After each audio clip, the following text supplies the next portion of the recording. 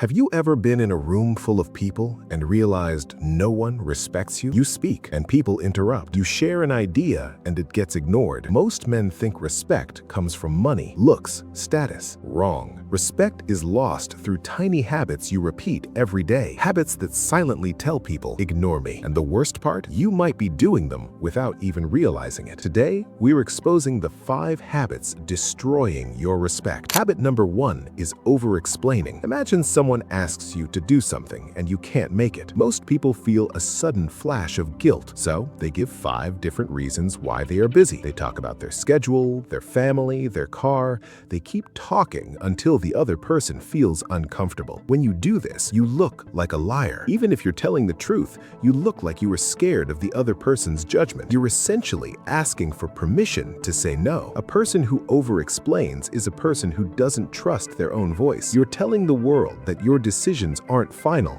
unless the other person understands them, and that is the ultimate sign of a secondary character. Habit number 2 is the joke check. Watch what happens in a group when someone tells a joke. The moment the room starts laughing, the person who told the joke, or even someone else, will immediately look at the most powerful person in the circle. They're scanning that person's face, desperate to see if they are laughing too. If you do this, you are telling the entire room that your happiness and your confidence depend on one person's approval. You are showing everyone in the room that you are ranking yourself and you have placed yourself at the bottom. You are performing for an audience instead of just being yourself. People can sense this hunger for validation and it makes them want to give it to you even less. Habit number 3 is one-upping. Someone in the group tells a story about a great trip they took or a win they had at work. Instead of letting them have their moment, you jump in immediately. You tell a story that is bigger, louder, and supposedly better. You think you are being interesting. You think you are showing your value. In reality,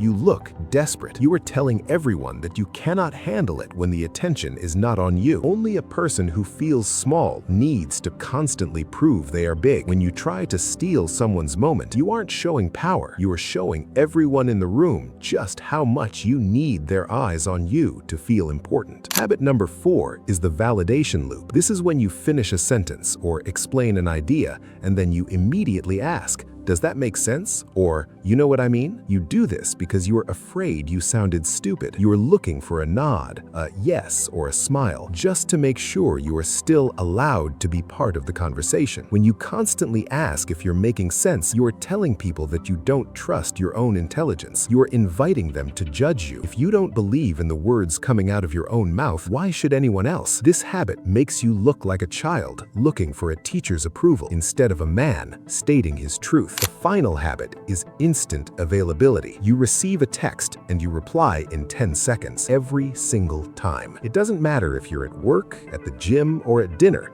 You drop everything the moment your phone buzzes. You think you're being reliable or nice, but what you are actually telling the world is that you have nothing important going on in your life. You are signaling that your time is worthless. You are telling that person that their random thought is more valuable than whatever you were doing. When you are always available, you become common. And when you are common, you are easily replaced. People don't value things they can get for free. And right now, your attention is the cheapest thing in the room. Respect isn't something people give you because you're nice. It's something they give you because you refuse to beg for it. Every time you over-explain, every time you look for a laugh, and every time you drop everything for a notification, you are deleting your own authority. Stop being the person who works for the room and start being the person the room works for. Master the silence, protect your time, and stop asking for permission to exist. If you are ready to master the psychology of power and build a mindset that can't be broken, subscribe to the channel. We will see you in the next one.